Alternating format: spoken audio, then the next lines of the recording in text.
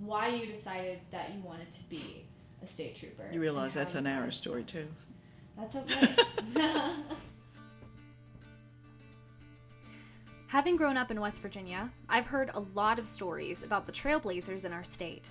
They're the ones you learn about in West Virginia history, the ones who have broken the glass ceiling and become successful in their own right.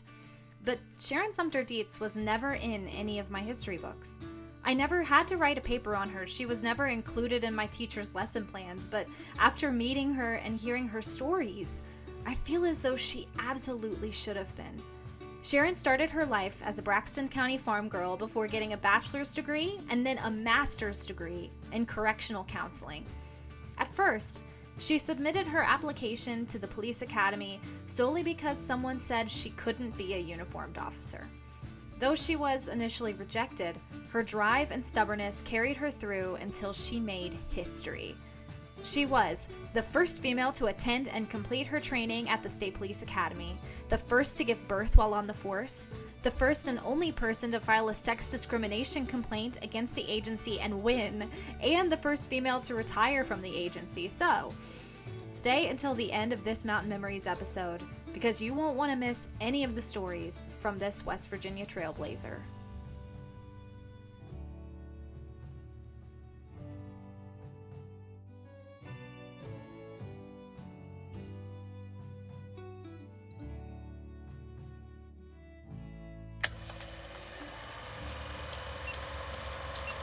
Somebody told me I couldn't to start out with.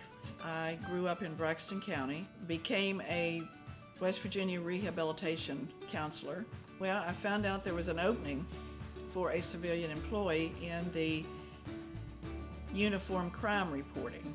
I had been married for 8 years. I had an undergrad and a master's degree. I had a good employment history, so I looked good on paper.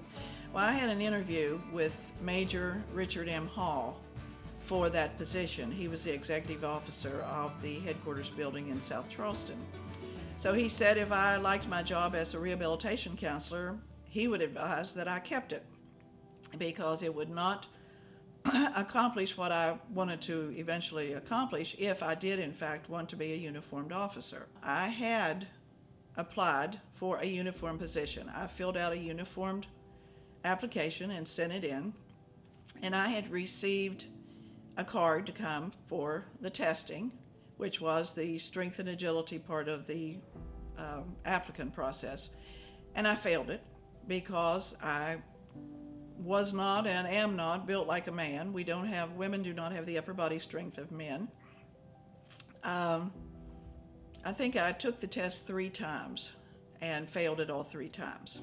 So it took several years to go through this process. It was the beginning of 1977. I received a call from Major Hall. They were going to hire females, and he remembered me that I had said that I was interested in a uniformed position. So he asked me to pick up an application at the detachment, one of the detachments in the area, and fill it out and bring it to him before the next day at 9 o'clock. So later on, probably 2 days later, I was called and asked to come and speak to the interview board. The interview board was made up of 3 captains. The general attitude I felt was, okay, we've been told we have to do this, so we're going to interview you, but so what? I left with a very defeated feeling again because I did not think that it was going to happen.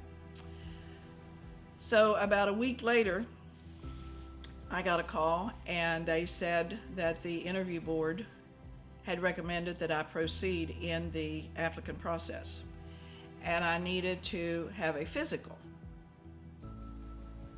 And I said, okay, I can go to my doctor, and no, you don't go to your doctor, you have our doctor do the physical. Well, at that time, Dr. Burgess was the department physician, and they took me in this room and I undressed, and he didn't have a nurse or an assistant or anything working with him. So Donna Dent, who was a civilian employee, she came in the room with us. And we had the old one-piece plastic chairs that had like the seat and the top, the all-colored ones. And one leg was hung over one chair and one leg was hung over the other chair, and this is how my pelvic exam was done. And Donna Dent stood and looked out the window the whole time because she was so embarrassed that she was in this room when this doctor was doing this exam, and I wasn't much better. I was extremely uncomfortable. Of course, at that point, and this is what I have said, you're so intimidated by the whole state police organization that you really don't question what they're doing. I had tried to get them to let me have my own doctor do it, which they would not do. So I didn't feel like I had a choice. It was a very demeaning and embarrassing situation all the way around for everybody. There were 3 females to be sworn in as the first female troopers in West Virginia. Myself and 2 other females who they were civilians. They were lab civilians working in the CIB, which is our Criminal Investigation Bureau.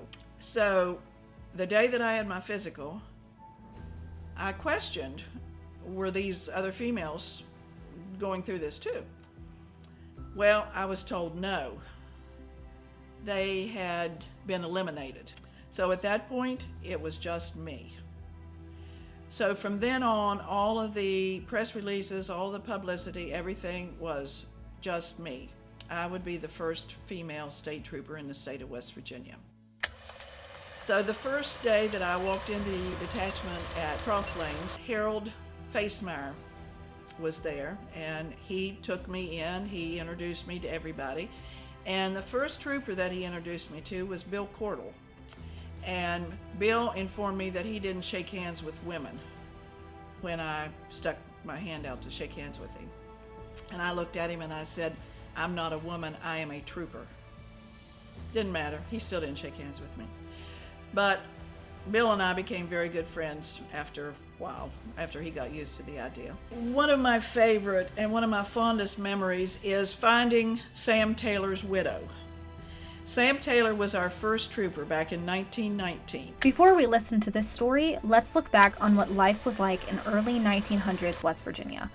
Post-war America looked very grim, as the First World War had left us in a state of both moral and economic decline, which resulted in a lot of violence. People were angry. They'd lost loved ones. They'd lost resources. So the coal mining industry in the state had broken into riots and strikes, demanding higher wages. The strikes got out of hand very quickly, and they resulted in deaths, injuries, and destruction of property. So the then governor formed the state police as a means to protect the people and keep the riots at bay. However, many saw the formation of the police as a means to silence the people. So when Sam Taylor was the first to join the West Virginia State Police, he and his wife Elma were definitely not met with smiling faces. He went on to lead the fight in the Battle of Blair Mountain, which was the largest labor uprising in United States history. This was a part of what was known as the Coal Wars in Appalachia, and this battle became a pivotal chapter in coal mining history. The civil unrest in West Virginia went on for 10 years, and it would take double that for the state police to finally be accepted. By the 1940s, crime in the state had gone down significantly as the police became more organized and respected in the communities. Sam Taylor was the first in an organization that is now over 100 years old. He was married to Irma Taylor Carr, was her name. And one year at the retired members meeting, which we have a meeting every year, one of the clerks at the academy called me, and she said, "Did you know that Sam Taylor's widow was at the meeting last Sunday?" And I said, "What?" I said, "I didn't even know his widow was still living." And she said, "Yes." She said she signed our registration book. And I said, "Do you know who was with her?" And they said, "We think it was her granddaughter, but we're not sure." Well, there was a name above her name and a name below her name. And I thought, well, it's got to be one of the two. I would think they would sign the list also. So I called the one that I thought sounded the most like her granddaughter. And when I called, I said to the lady answered the phone, and I told her who I was, and I said, I'm trying to find the widow of Sam Taylor, the first trooper in West Virginia. And she said, oh, that's my grandmother. And I went, ah! I couldn't believe it. I was so excited. Anyway, it turned out she lived in Huntington in an assisted living home, just a house, with her 3 sisters. 2 of them were older and 1 of them was younger. And Sam Taylor's widow was 93. The next week, I went to Huntington to see her, and I spent 2 hours with her that day. I said, I would really love to have people know that you are still here, and she told me stories. She would ride the train from here to Williamson. She carried a Derringer with a pearl handle in her purse when she rode the train. Sam Taylor had given her this gun and told her to carry it in her purse. Her son cut his teeth chewing on that pearl-handled Derringer on the train between Huntington and Williamson. And those were just the things that she would tell me.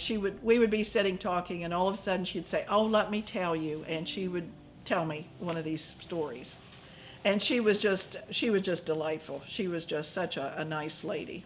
I'm Sharen Sumpter-Deitz, and I was the first female state trooper in the state of West Virginia.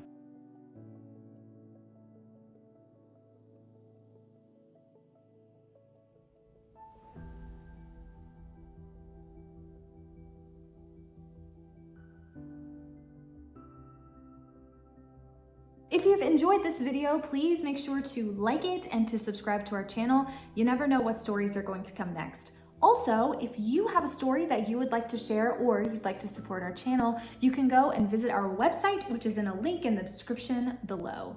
Let's keep sharing the stories that made us.